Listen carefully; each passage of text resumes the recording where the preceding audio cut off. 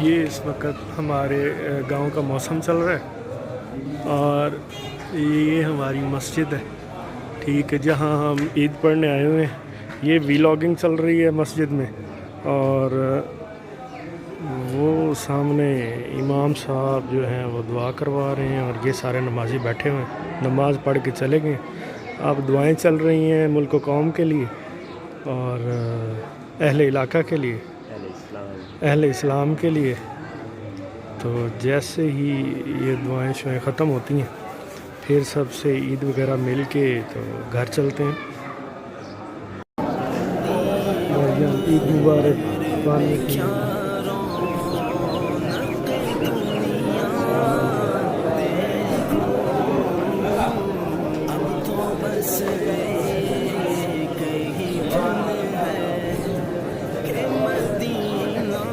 और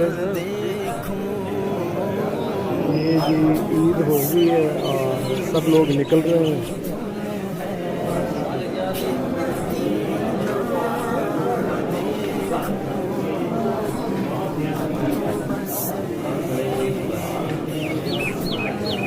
भाईजान अस्सलाम वालेकुम, खैर मुबारक।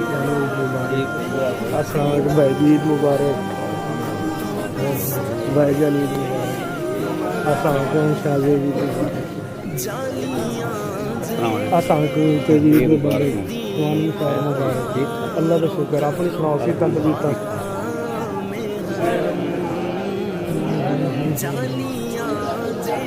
तांता बंदा हुआ जी ईद मिलने वालों का। अस्सलाम वालेकुम भाई, ईद मुबारक। शाह जी ईद मुबारक। पानी साहब